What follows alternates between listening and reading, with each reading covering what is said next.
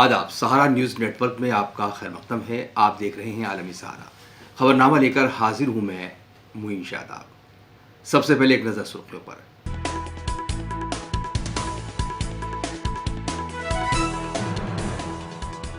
वक्फ board पर JPC की meeting में हंगामा, अपोजिशन ने लगाया बोलने न देने का इल्जाम। अब 27 जनवरी को होगा इजलास।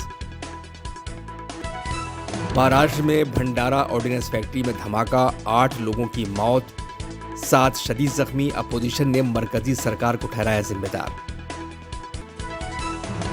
आम आदमी पार्टी ने अरविंद केजरीवाल की सिक्योरिटी को लेकर जाहिर की तशवीश, इलेक्शन कमीशन को लिखा खत। बिहार गैंगवार मामले में खुदसुपुर्दगी के बाद अनंत सिंह को भेजा गया बेऊर जेल। गैंगस्टर सोनू ने भी खुद को किया पुलिस के हवाले।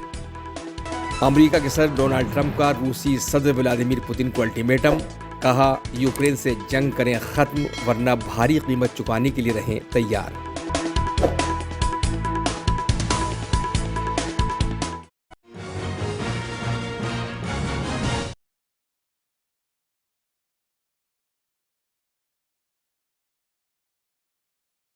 वक्फ तरमीम बिल 2024 पर मुश्तरका पार्लिमानी कमेटी जेपीसी की मीटिंग शुरू होते ही हंगामे की नजर हो गई।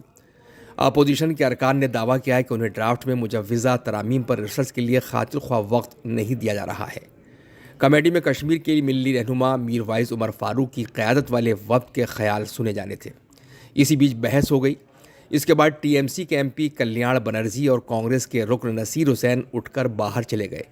कमेटी ने अपोजिशन के 10 पार्लिमानी अरकान को एक दिन के लिए मुअत्तल कर दिया है। हिज़्ब इख्तलाफ के लीडरों का इल्ज़ाम है कि बीजेपी दिल्ली इंतखाबात के मद्देनज़र वक्फ तरमीमी बिल पर रिपोर्ट को पार्लियामेंट में जल्दी पेश करने पर जोर दे रही है। बनर्जी ने कहा कि कमेटी एक तमाशा बन गई है। देखिए, हम लोग का 21 तारीख तक टूर था। टूर के बाद रात में सब नोटिस दिया 24th मीटिंग होगा। That in the tour itself meeting, Mr. Raja and others requested the chairman to adjourn, fix up the date on 30th or 31st. Within 3 days, it is not possible. He didn't hear us. Amendments he moved. And he asked. All of a sudden, we have got the notice that by 22nd, 4 o'clock, amendment has to be given. We have given the amendment, no sufficient time. Then हम लोग बहुत बार request किया है, इसको बंद कीजिए, 30-31 में लीजिए। देखिए, इस रिक्वेस्ट नहीं सुना। कल जब हम लोग रात लैंड किया है दिल्ली में, सब्जेक्ट हैज बीन चेंज। पहले बोला था क्लॉज वाइज होगा, उसने हम लोग कहा सब्जेक्ट रात 11:30 बजे चेंज कर दिया और बोल दिया 25th में मीटिंग नहीं होगा, 24th and 27th. We have folded the request the chairman. ये देखिए 24 तारीख तो आज हो गया, ठीक है, हम लोग कर देंगे, लेकिन 27 तारीख नहीं हो गए। हम लोग की भी कमिटमेंट है, 30 से 31 से हाउस हो रहा है। हम लोग सब रिशेड्यूल किया है 24, 25 का प्रोग्राम को 27, 28, 29। कल रिपब्लिक डे है, होल डे हम लोग का कॉन्स्टिट्यूंसी में रहना होगा। उसका बावजूद में हम लोग बहुत बार रिक्वेस्ट किया, लेकिन उसका बावजूद में वो नहीं सुनना चाहता है। कोई एमपी तो, बीजेपी का एमपी तो सोच रहा है वो सब बहुत बड़ा हो गया, जो मर्जी वो बोल देते हैं हम लोग को। अभी जो चल रहा है अंदर में, वो तो इमरजेंसी चल रहा है, अनडिक्लेयर्ड इमरजेंसी प्रोसीडिंग चल रहा है। He is dancing the tune of somewhere else. He is dancing for the tune of somewhere else. क्यों उन्होंने सिर्फ इधर बैठा है, लेकिन किसी का एजेंडा फिलअप करने के लिए कर रहा है, पॉलिटिकल मोटिवेटेड। और दिल्ली इलेक्शन है, इसलिए उनको जल्दीबाजी है, पॉलिटिकली मोटिवेटेड। हम लोग बार बार रिक्वेस्ट किया, तब भी वो नहीं सुनता है। चेयरमैन किसी को बात सुनता नहीं है, इसे जमींदारी भी हो गया। और हम लोग को, अपोजिशन को कोई इज्जत भी नहीं देते हैं। हम लोग को तो सोचता है हम लोग उनका डोमेस्टिक एम्प्लॉय है, और वो लोग सोचता है सब डेप्यूटी होम मिनिस्टर है।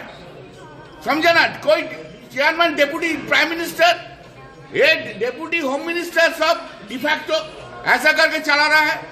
ये जेपीसी फार्स बन गया, कंप्लीटली फार्स।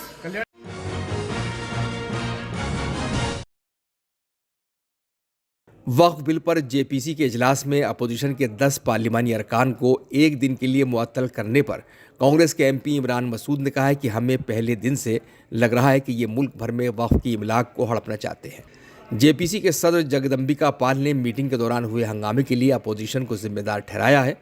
उन्होंने कहा कि अपोजिशन नहीं चाहती कि इजलास जारी रहे। देखिए, बहुत जल्दबाजी कर रहे हैं और जिस तरह से हम पहले दिन से हमें लग रहा था कि ये देश के अंदर वक्फ की प्रॉपर्टियों को हड़पना चाहते हैं, वक्फ की प्रॉपर्टियों को तबाह करना चाहते हैं। और वक्फ के अंदर जिस तरह से हमने कहा कि आप 24-25 को आप मीटिंग रखे जा रहे हो, तो अभी 22 को तो हमारी सीटिंग थी, फिर आपने एक हफ्ते का टाइम कम से कम दिया, हमने 24-25 भी सब लोग मान गए, सब लोग आ गए। अब आपने 25 को काट करके उसको 27 में कर दिया ले जा करके, तो आप अपनी मनमानी, मतलब आप ऐसे ट्रीट कर रहे हो जैसे हम लोग कोई हमारे कोई अपॉइंटमेंट्स नहीं है, सब कुछ आप ही का है, हमारी अपनी कोई नहीं है। चलिए, मैं तो पास में हूँ, मुझे कोई दिक्कत नहीं है, मैं आ भी सकता हूँ कि 200 किलोमीटर ट्रैवल होना बड़ी बात नहीं। लेकिन जो लोग साउथ इंडिया से हैं, राजा साहब हैं, अब्दुल्ला साहब हैं, कल्याण बनर्जी जी हैं, मोहम्मद जावेद साहब हैं, और ये जो लोग दूर से हैं, नासिर भाई हैं, बेंगलोर से हैं, ये सब लोग जो हैं, इनके अपने यहाँ 26 तारीख को 26 जनवरी के कार्यक्रम है, अपने अपने क्षेत्र में कार्यक्रम है, ये जाएंगे, फिर 26 को जा करके फिर वापस आएंगे। ओवैसी साहब हैं, ये सब लोगों की 2 घंटे की, 2.5 घंटे की, 3 घंटे की फ्लाइट्स हैं इनकी। तो मतलब ये क्या ना तमाशा बनाना चाहते हैं, तो तमाशा बना रहे हैं, सीरियस है ही नहीं बिल्कुल। सिर्फ एक ही मकसद है कि किसी भी तरह से क्रश किया जाए। तो ये 10 मेंबर ऑफ पार्लियामेंट जिन्हें सस्पेंड किया गया, क्या 10 लोगों की एक ही ग्रीवांसेस थी, यही आवाज थी? हाँ, बिल्कुल एक ही बात है। हम लोग सब एक साथ ही बात, यही बात तो कह रहे थे, सब लोग मिलकर के एक ही बात कह रहे थे कि आप 27 की मीटिंग कैंसिल करिए, 27 की मीटिंग को आप 31 में ले लीजिए, आप 31 में ले लीजिए, 30 में ले लीजिए। हम यही तो बात कह रहे थे। प्रेसिडेंशियल एड्रेस है, प्रेसिडेंशियल एड्रेस के बाद आपके पास पूरा टाइम खाली है, उसके अंदर ले लीजिए। लेकिन दादागिरी करना चाहते हैं, ये अननेसेसरी दिखाना चाहते हैं कि हम लोग क्रश कर करके सब चीजों को बुलडोज कर सकते हैं। तो कुछ बातचीत हुई वक्त को लेकर आज? नहीं, बातचीत क्या होती है, अब ये गतिरोध खत्म हो तब तो बातचीत होती है। आगे मीटिंग होनी है फिर 27 को या नहीं? अभी तो 27 की मीटिंग है, अब देखिए क्या होता है, क्या करेंगे। 27 की मीटिंग है। अब हालात ये है कि क्लॉज बाय क्लॉज इनके ऑब्जेक्शंस आने हैं जो इनको लेने के लिए करना है। मीटिंग इस तरह की पोजीशन पर आ गई कि कोई मीटिंग को अवॉइड भी नहीं कर सकता, लेकिन बहुत खराब स्थिति है। निलंबित किया गया है जेपीसी की मीटिंग से, जो क्या वजह है सर? 2 बार हम लोगों ने हाउस एडजर्न किया। अगर आज हमने जम्मू कश्मीर के मीर वाइज को और उनके डेलीगेशंस को टाइम दिया, इन लोगों ने मांग किया था कि साहब जम्मू कश्मीर का कोई डेलीगेशन नहीं आया है, जम्मू कश्मीर चलना चाहिए। लेकिन जो हालात थे इधर विंटर्स में, अगर वेस्ट बंगाल, बिहार, यूपी गए, तो आज हमने बुलाया, आज हमने क्लास बाई क्लास इसीलिए अमेंड किया कि जम्मू कश्मीर के मीर वाइज फारूक का हम उनकी हेयरिंग को एज विटनेस सुन सकते हैं और प्रपोज अमेंडमेंट पे उनके क्या राय है। पहली बार हमने देखा कि ओवैसी साहब जो हाउस में, पार्लियामेंट में बिल में नहीं जाते हैं, वो भी बिल में आ गए।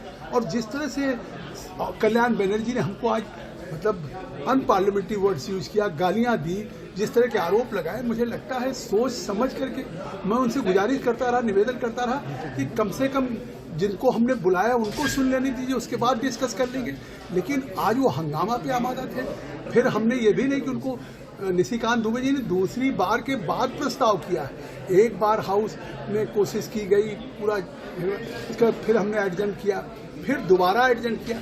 तो आखिर किसी को हमने बुलाया था और वो लोग इस मीटिंग को आज नहीं चलने देना चाहते थे। मीर वाइज और जम्मू कश्मीर के डेलीगेशन को हम नहीं सुनने देना चाहते। एक तरफ कहते हैं आप उनकी अल्पसंख्यक मुसलमानों की बात करते हैं, और जम्मू कश्मीर में जहाँ इतनी बड़ी तादाद मुसलमानों की है, उनके उस स्टेट से एक डेलीगेशन आया, उसको आज खुद विपक्ष सदन में, जैसे हाउस हो, पार्लियामेंट हो, उसमें बिल में आके हंगामा करना, नारे लगाना, शाउटिंग करना और जिस तरह से डिरोगेटरी या अनपार्लियामेंट्री शब्दों से हमको और हम लोग सबको गाली दे रहे थे। तो मुझे लगता है कि मजबूर होकर के हमारे माननीय सदस्य निशिकांत जी ने प्रस्ताव किया, उस पर सभी ने सर्वसम्मत से उनको डिस्कस किया। लेकिन सर आरोप ये लगाया गया है कि अपनी मनमर्जी से सारे शेड्यूल तय किए जा रहे हैं। एजेंडा चेंज किया गया बैठक का, शिकायत करने जा रहे हैं, एजेंडा चेंज किया, तारीखें बदली गई। तरीके से आप एजेंडा कोई चेंज नहीं हुआ। हमसे लगातार लखनऊ में इन्होंने गुजारिश किया, ओवैसी साहब ने, नासिर साहब ने, सब ने कि मीर वाइज को बुला लीजिए, कल भी मैंने ओवैसी जी का फ़ोन आया, मैंने बात किया कि तो उन्होंने कहा साहब घर ही पे बुला लीजिए। तो मैंने कहा मैं घर पे क्यों बुलाऊं, पूरे जेपीसी के सामने। उन्हीं की रिक्वेस्ट पे हमने आज का एजेंडा चेंज करके मीर वाइज को, उनके डेलीगेशन को सुनने का फैसला किया और आज के एजेंडे को 27 तारीख। उत्तराखंड के वज़ीर आला पुष्कर सिंह धामी ने कहा कि यूसीसी से मजहबी रिवायत में कोई तब्दीली नहीं होने वाली है। उन्होंने कहा कि ये कानून सभी की मजबूती के लिए लाया जा रहा है, खासकर ख़वातीन के लिए। उन्होंने कहा कि इसमें किसी को निशाना बनाने का सवाल ही नहीं है। नहीं, देखिए, जिनकी भी जो परंपराएं हैं, जो जिनके धर्म के अनुसार जो चीजें होती हैं, उसमें कहीं कोई यूसीसी से कोई परिवर्तन नहीं होने वाला है। ये तो सभी की सशक्तिकरण के लिए लाया जा रहा है। इसमें विशेषकर महिलाओं की सशक्तिकरण होगा, उनकी सुरक्षा भी होगी, बच्चों का भविष्य भी ठीक होगा, बुजुर्गों का भी जो है उनकी सुरक्षा का भी प्रावधान है इसमें कहीं किसी को टारगेट करने जैसी कोई बात नहीं है। हाँ, जो लोग देश के अंदर तुष्टीकरण करते रहे हैं, वोटों के ठेकेदार बनकर जो है काम करते रहे हैं, वोट बैंक की राजनीति करते रहे हैं, उनको हो सकता है परेशानी हो, लेकिन ये जो भ्रांतियां हैं, जो ये जिस प्रकार के भी लोगों के मन में कोई किसी प्रकार का वो है, तो ये यूसीसी आने के बाद वो सब दूर हो जाएगा। और यूसीसी देश की जो 50% आबादी है, उनका 100% का ये कानून है। जी सर, कितना लंबा और इंतजार रहने वाला है अभी इसका? कोई आपने डिसाइड की हो तो? ज्यादा लंबा नहीं है, आपको इसी माह में समाचार मिल जाएगा। जी, और सर अगर बात करें वहाँ पे जो खेल का आयोजन किया जा रहा है, जिसमें पीएम मोदी भी जाने वाले हैं 28 तारीख को, उस पर क्या बोलना चाहेंगे? देखिए, ये हमारे लिए बड़ा, देवभूमि उत्तराखंड के लिए बहुत हमारा एक बड़ा अवसर है और मैं आदरणीय प्रधानमंत्री जी का धन्यवाद करता हूं कि उन्होंने हमको जो है इसकी मेजबानी का अवसर दिया है और हम अच्छे मेजबान के रूप में इसको ऐतिहासिक बनाएंगे। 10,000 से ज्यादा खिलाड़ी पूरे देश के आ रहे हैं। उत्तराखंड का हर एक जनगण मन उन सबका स्वागत करेगा और ये बड़ा ऐतिहासिक होगा और उत्तराखंड के लिए देवभूमि, वीरभूमि के साथ अब हम खेल आयोजन के बाद खेल भूमि के रूप में भी स्थापित होंगे। जी सर, एक आखिरी सवाल, वापस दिल्ली में आएंगे तो दिल्ली की जनता को क्या बोलना चाहेंगे? आप जगह जगह कैंपेन? नहीं, मैं दिल्ली की जनता से ही कहना चाहता हूं कि देखिए, यहाँ डबल इंजन की सरकार बनाई है हमारे प्रधानमंत्री जी के नेतृत्व में। आज राज्यों की अनेक राज्यों की सरकारें बहुत अच्छा काम कर रही हैं, लोग उनको बार बार मौका दे रहे हैं। दिल्ली में भी आप डबल इंजन की सरकार बनाइए, भारतीय जनता पार्टी की सरकार बनाइए, सभी भाजपा के प्रत्याशियों को विजय बनाइए। ऐतिहासिक जीत यहाँ पर भाजपा की होगी तो यहाँ का विकास भी ऐतिहासिक रूप से आगे बढ़ेगा।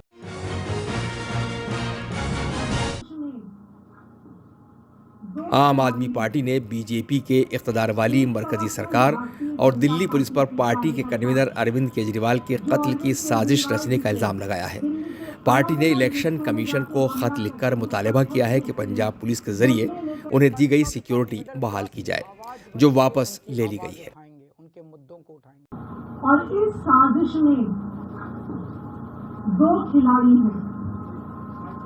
एक तरफ है भारतीय जनता पार्टी के कार्यकर्ता जो अरविंद केजरीवाल जी पे दिल्ली के अलग अलग हिस्सों में जाके हमला करते हैं, पत्थर फेंकते हैं, डंडे लेकर आते हैं, स्पिरिट के स्प्रे करते हैं। और इसमें दूसरी खिलाड़ी साजिशकर्ता है भारतीय जनता पार्टी और अमित शाह के अंडर आने वाली दिल्ली पुलिस। भारतीय जनता पार्टी और दिल्ली पुलिस की इस जुगलबंदी से अरविंद केजरीवाल जी की जान लेने की साजिश हो रही है। हम लगातार देख रहे हैं कि एक के बाद एक अरविंद केजरीवाल जी पे हमले हो रहे हैं। 23 अक्टूबर को, 24 अक्टूबर को विकासपुरी में दिल्ली पुलिस की नाक के नीचे अरविंद केजरीवाल जी पे हमला हुआ। जब सोशल मीडिया पे जांच करने गए तो जो हमलावर है वो भारतीय जनता पार्टी का कार्यकर्ता निकला और क्योंकि भारतीय जनता पार्टी का कार्यकर्ता था, दिल्ली पुलिस के साथ जुगलबंदी फिर से सामने आई और पुलिस की नाक के नीचे हुआ हमला और पुलिस ने कुछ नहीं किया। अरविंद केजरीवाल जी पर फिर हमला हुआ 30 नवंबर में, जब मालवीय नगर में अपने पब्लिक इवेंट के लिए जा रहे थे और वहां पे उनको मैन हैंडल करने की, असॉल्ट करने की कोशिश हुई। 18 जनवरी को नई दिल्ली विधानसभा क्षेत्र में अरविंद केजरीवाल जी की गाड़ी पर पत्थर फेंके गए। जब जांच करने गए, पुलिस नहीं जांच करने गई, जब हमने खुद सोशल मीडिया पर जांच करी तो पता चला कि सारे हमलावर भारतीय जनता पार्टी के पदाधिकारी थे। फिर से भारतीय जनता पार्टी और दिल्ली पुलिस की एक जुगलबंदी सामने आई कि ना दिल्ली पुलिस ने भारतीय जनता पार्टी के कार्यकर्ताओं को रोका, ना उन पे एक्शन लिया। कल हरिनगर में अरविंद केजरीवाल जी की गाड़ी तक हमलावर पहुंच गए, दिल्ली पुलिस ने उनको नहीं रोका। कालीबाड़ी में जहां अरविंद केजरीवाल जी अपनी विधानसभा में प्रचार करने जा रहे थे, बसें भर भर के भारतीय जनता पार्टी के कार्यकर्ता लाए गए, पत्थरों के साथ, डंडों के साथ उनकी गाड़ी पे हमला करने के लिए। संजय सिंह जी को वहां जाकर उस हमले को रोकना पड़ा, लेकिन दिल्ली पुलिस सामने नहीं आई। फिर से दिल्ली पुलिस और भारतीय जनता पार्टी की ये जुगलबंदी सामने लाते हुए जोर से आवाज आई तो कान बंद कर दिए मैंने, और जैसे ही वो गिरा मैं वहां से भाग गया गाड़ी फेंक के। मेरे साथ में 4 लड़की थी पीछे में, उन्होंने भी वो साइकिल छोड़ के भागने लगी और रोने लगी है। महाराष्ट्र के भंडारा में फौजी असलाह फैक्ट्री में धमाका हो गया। हादसे में अब तक 8 लोगों की मौत हो चुकी है, 7 अफराद शदीद जख्मी हैं। भंडारा के कलेक्टर संजय कोलते ने बताया कि धमाके से फैक्ट्री की छत गिर गई, जिसमें 13 से 14 लोगों के फंसे होने का अंदेशा है। रेस्क्यू ऑपरेशन जारी है। महाराष्ट्र कांग्रेस के सदर नाना पटोले ने ऑर्डिनेंस फैक्ट्री में धमाके के लिए मरकज की मोदी सरकार को जिम्मेदार ठहराया है। मैं काम के लिए निकला था, काम के बाद में ये है जो अपना पेवटा मोड़ बोलते हैं, वहाँ पे आया तो ये स्पॉट दिखाया मेरे को। स्पॉट देखते देखते वो ऊपर में जैसे पत्थरे उल्टे ना वैसे उल्टे दिखे मेरे को।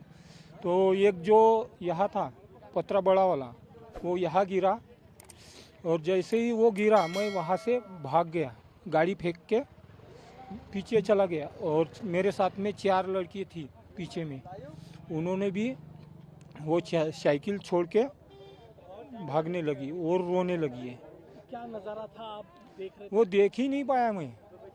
जैसे वो आग निकलती है ना और उसके साथ में धुआं निकलता है, ऐसे दिखा मेरे को कि क्या बताने की ऐसी इच्छा नहीं हो रही मेरी।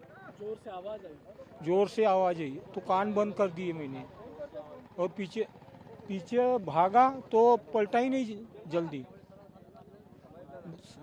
ये यहाँ कुछ बिल्डिंग थी कहा जा रहा है? हाँ, बिल्डिंग थी यहाँ पे, ये जो नज़दीक बोलते हैं, बिल्डिंग थी बड़ी वाली, वो उड़ गई पूरी उड़ गई, पूरे चितड़े ऊपर तक गए थे। यहाँ जो कुछ दिख रहा है वो क्या है मटेरियल? मटेरियल वो अभी पता नहीं, पत्थरा है वो बोलते हैं, शीशा है वो। एक थोड़ा सा दुर्भाग्यपूर्ण घटना हुई है। भंडारा में ऑर्डिनेंस फैक्ट्री जो है वहाँ बड़ा स्फोट हुआ है और 8 लोगों का मृत्यु हुआ है और 7 जख्मी हुए हैं। ये प्राथमिक माहिती है। मैं आप सबको अनुरोध करूंगा कि ये बहुत दुर्भाग्यपूर्ण है। जिले में ऑर्डिनेंस फैक्ट्री में जो स्फोट हुआ है उसमें कर्मचारी और अधिकारी जिनका मृत्यु हुई है, मैं उनको मैं संवेदना व्यक्त करता हूं, श्रद्धांजलि अर्पण करता हूं। और महाराष्ट्र में नहीं तो देश में आरडीएक्स बनने वाली एकमेव ये डिफेंस की फैक्ट्री है। वहां पे जब से नरेंद्र मोदी की सरकार आई तब से उन्हें 100% जो एफडीआई लाई और जिसमें डिफेंस में भी उनको इन्वॉल्व किया है, तब से ये पूरे देश में ऐसी घटना बढ़ते जा रही है।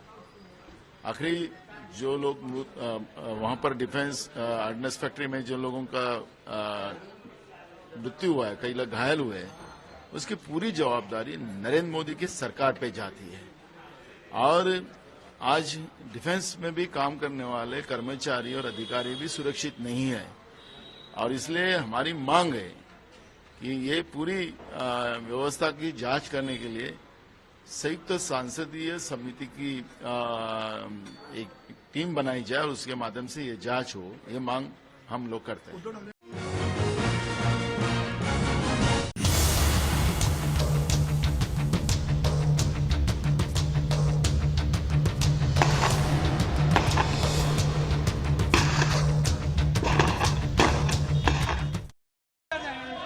बिहार की बाड़कोट में सरेंडर करने के बाद साबिक असेंबली रुकन अनंत सिंह को बेऊर जेल भेज दिया गया है।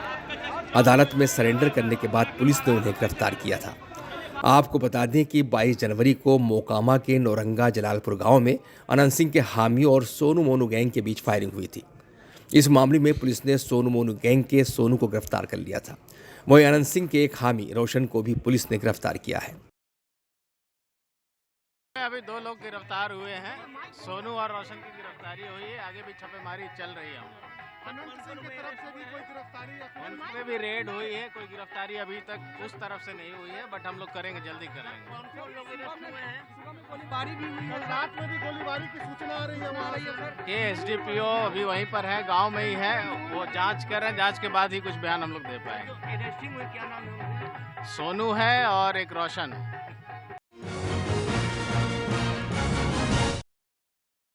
फिल्म अदाकार सैफ अली खान पर हमले के मामले में मुलजिम मोहम्मद शरीफुल इस्लाम शहजाद को 29 जनवरी तक पुलिस हिरासत में भेज दिया गया है।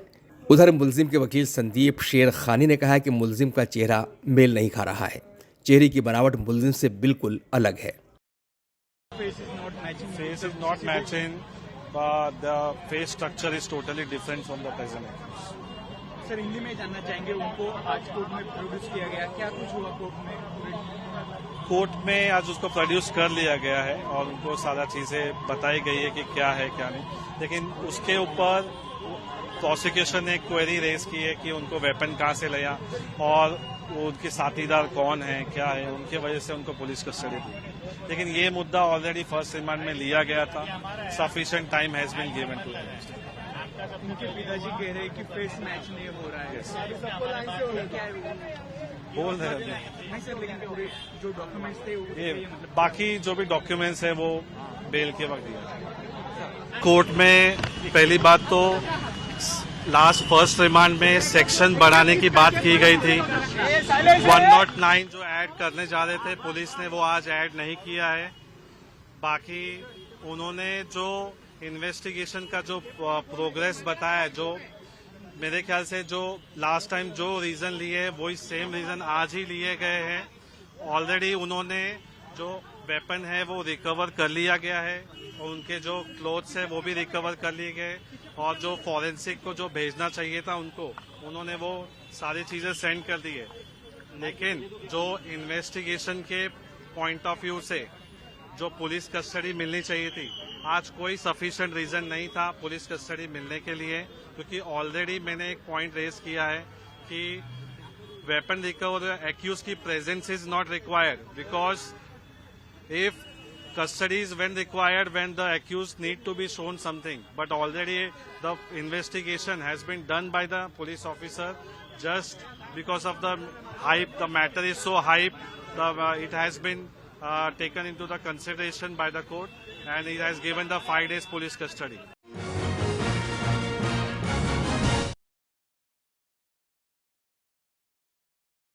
सोशल मीडिया पर वायरल एक वीडियो में सैफ अली खान पर हमले के मुलजिम मोहम्मद शरीफुल इस्लाम के बाप रोहेल अमीन फ़कीर ने दावा किया है कि सीसीटीवी फुटेज में दिखाई देने वाला शख्स उनका बेटा नहीं है, उनके बेटे को फंसाया गया है।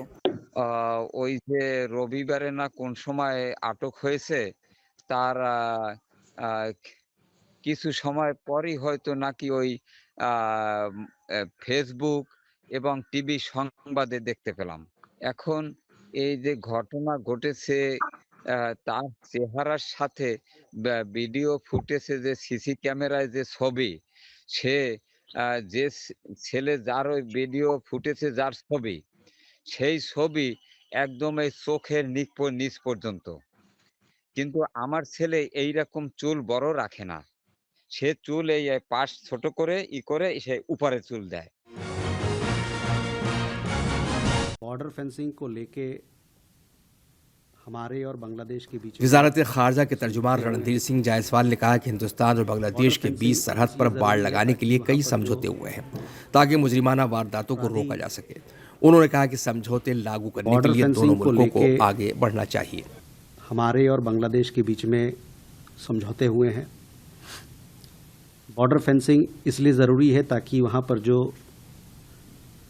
अपराधी जो क्राइम रिलेटेड जो इंसिडेंट्स होते हैं उसको हम लोग बंद कर सके। बॉर्डर फेंसिंग के जो भी समझौते आज तक हुए हमारा ये मानना है कि बांग्लादेश उसको एक पॉजिटिव अप्रोच के साथ, कंस्ट्रक्टिव अप्रोच के साथ इसको इम्प्लीमेंट करेगा हमारे साथ, ताकि जिस प्रकार की गतिविधियाँ क्राइम को लेके, अपराध को लेके, ह्यूमन स्मगलिंग को लेके, कैटल स्मगलिंग को लेके जो चलता है बॉर्डर पे, एक क्राइम फ्री बॉर्डर बनाने की जो हम लोग की सोच है उसको एक स्वरूप दिया जाए।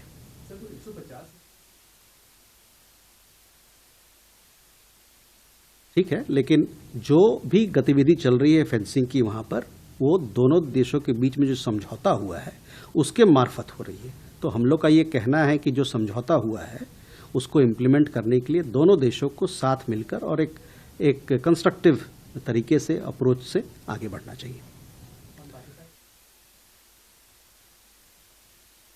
जो भी गतिविधियां हमारे पड़ोस में या हमारे क्षेत्र में भारत के इर्द गिर्द होता है उस पर हम हमेशा एक पैनी नज़र बना के रखते हैं, और ऐसे गतिविधि खासकर जिसका ताल्लुक हमारे सिक्योरिटी सुरक्षा के साथ है, राष्ट्रीय सुरक्षा के साथ है, उस पर हमारी नज़र रहती है, और जो जिस प्रकार का जो कदम उठाने हैं हमको वो हम उठाएंगे। Been years ago. They're not protecting us, we're protecting them. I'm not sure we should be. America के सदर डोनाल्ड ट्रंप ने रूसी सदर व्लादिमीर पुतिन को अल्टीमेटम दिया है कि वो यूक्रेन जंग खत्म करने के लिए समझौता करें, वरना इसकी भारी कीमत चुकाने के लिए तैयार रहें। डोनाल्ड ट्रंप ने स्विट्जरलैंड के दावोस में वर्ल्ड इकोनॉमिक फोरम से वीडियो कॉन्फ्रेंसिंग के जरिए खिताब करते हुए कहा कि रूस यूक्रेन जंग से लाखों बेकसूर लोगों की जानें जा रही हैं, इसे ख़त्म करने की ज़रूरत है। उन्होंने कहा कि वो जंग खत्म कराने के लिए रूस के सदर व्लादिमीर पुतिन से जल्द मिलना चाहते हैं। And beyond allies. One thing very important, I really would like to be able to meet with President Putin soon and get that war ended. And that's not from the standpoint of economy or anything else. It's from the standpoint of millions of lives are being wasted. Beautiful young people are being shot in the battlefield. You know, the bullet, very flat land, as I said, and the bullet goes, there's no hiding, and a bullet, the only thing going to stop the bullet is a human body.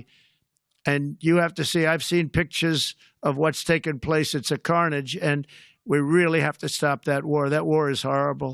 And I'm not talking economy, I'm not talking economics, I'm not talking about natural resource. I'm just talking about there's so many young people being killed in this war, and that's not including the people that have been killed as the cities are being, knocked down building by building. So we really should get that stopped. Likewise, in the Middle East, I think we've made a lot of progress in the Middle East, and I think that's gonna come along pretty well.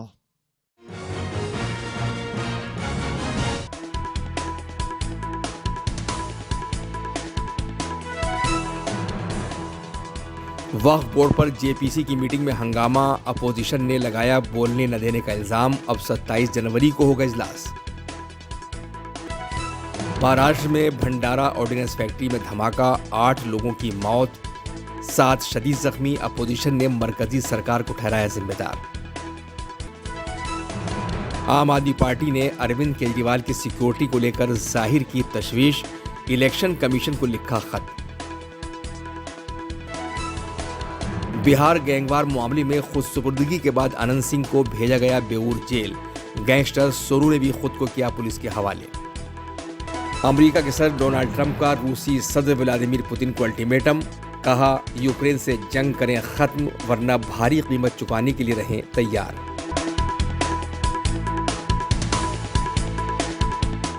खबरनामे में अभी इतना ही, इजाजत दीजिए। आदाब। सारा